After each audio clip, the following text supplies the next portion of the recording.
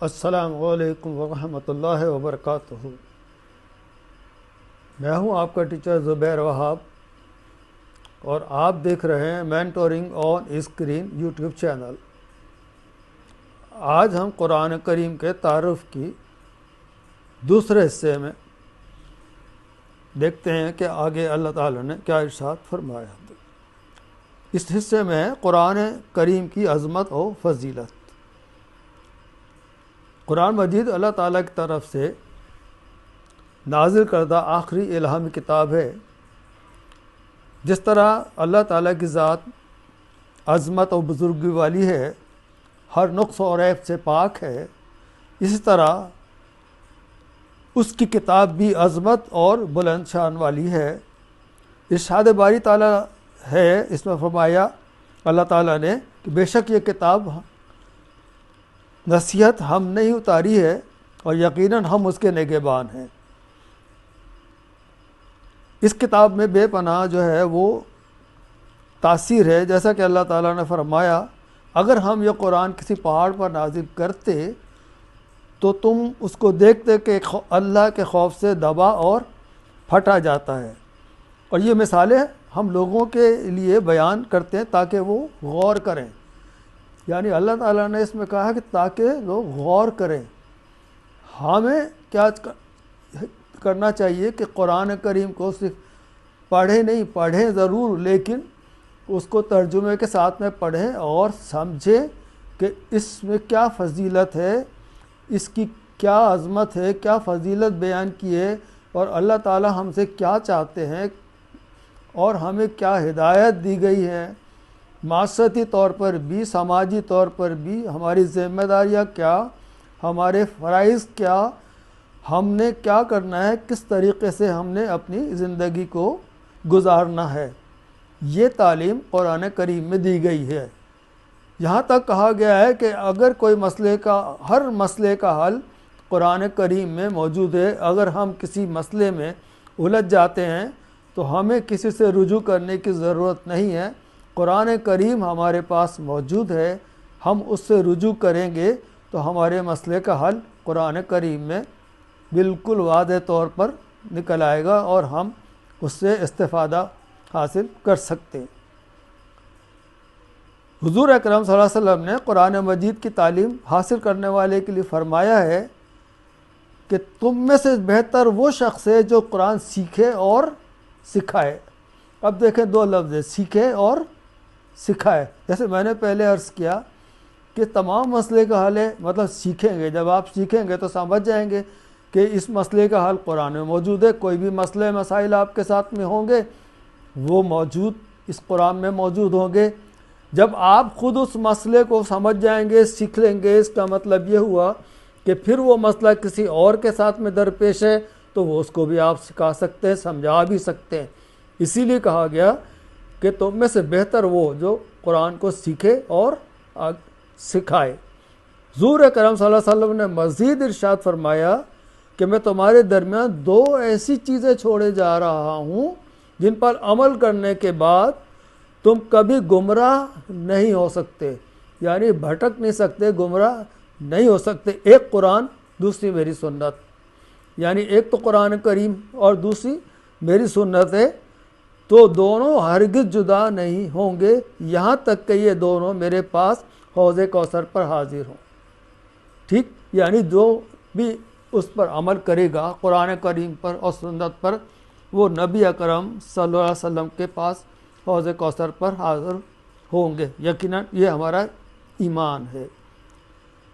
اور قرآن کریم چونکہ اللہ تعالیٰ کی آخری الہامی کتاب ہے تو انسانوں کے لیے ہدایت کے لیے آخری پیغام بھی یہی ہے، یعنی رہتی دنیا تک جو بھی دوسری قوموں کے جو دستور ہے، ہمارا دستور جو ہے وہ قرآن کریم ہے، اور وہ دنیا اور آخرت کی ضمانت بھی دیتا ہے کہ دنیا میں بھی تمہیں اس کا جو ہے نا وہ اجر ہوگا اگر تم نیک کام کرو گے، اور تمہیں آخرت میں بھی اجر ہوگا اگر تم نیک کام کرو گے۔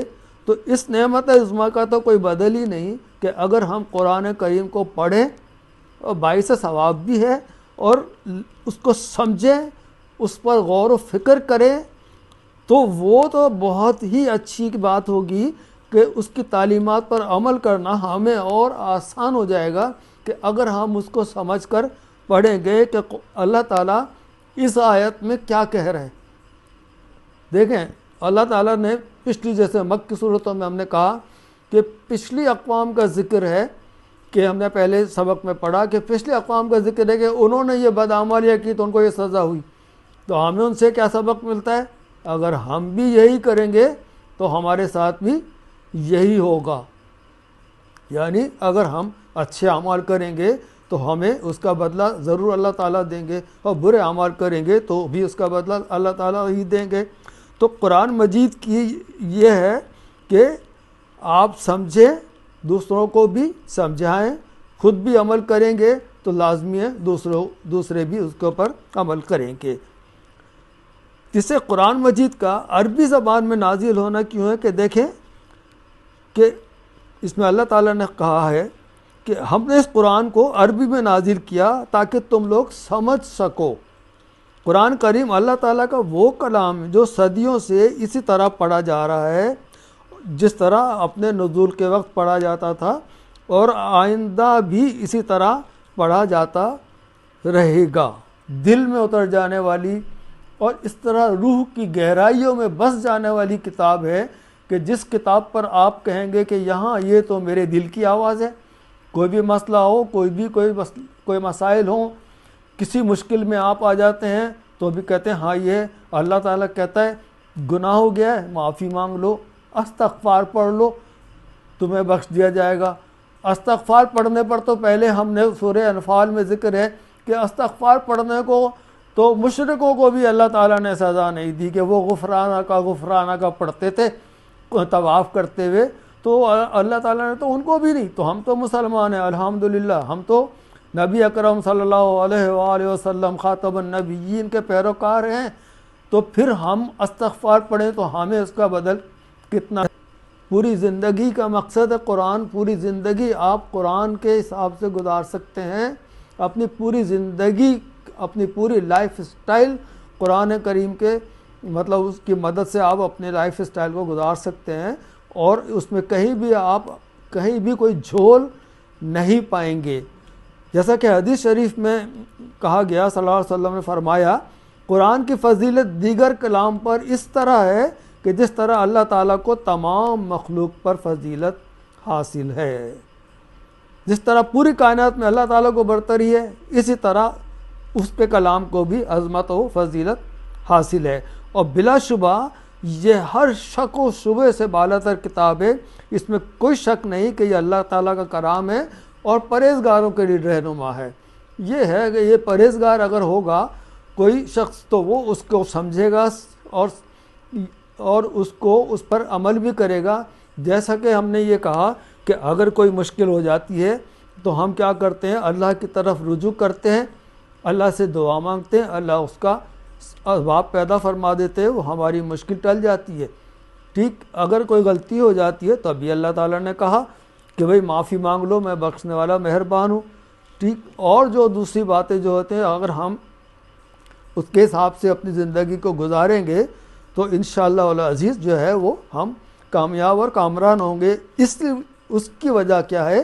اس لیے کہ قرآن جو ہے وہ ایک ضابطۂ حیات ہے، یعنی پوری زندگی گزارنے کا طریقہ ہمیں بتا دیتا ہے کہ دنیا میں کس طرح رہنا ہے، دنیاوی کام کس طرح کرنا ہے، دینی کام ہمیں کیا کرنا ہے۔ زندگی کے تمام شعبوں میں ساری رہنمائی فراہم کرتا ہے، سارے شرعی احکامات فراہم کرتا ہے، ساری معاشرتی احکامات ہمیں بتاتا ہے، نصیحت بتاتا ہے، تجارت کیسے کرنی ہے، ہم نے اپنے اس ملک کو کیسے چلانا ہے، ہم نے اپنے مسائل کی رہنمائی کو کیا کرنا ہے، اقتصادی ہو، سیاسی ہو، اخلاقی ہو، کچھ بھی ہو، وہ پوری ضابطہ حیات ہے قرآن مجید کہ ہم کس طرح اپنی زندگی گزاریں۔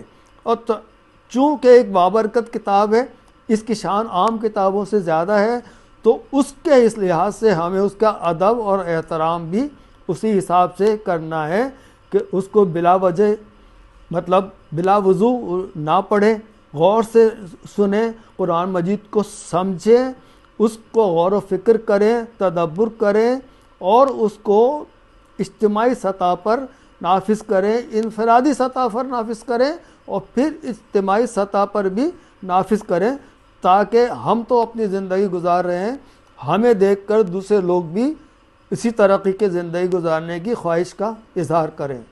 امید ہے یہ سبق آپ کو سمجھ آیا ہوگا، تو برائے کرم اس چینل کو سبسکرائب کیجئے، لائک کیجئے، شیئر کیجئے۔ جزاک اللہ۔ السلام علیکم ورحمۃ اللہ وبرکاتہ۔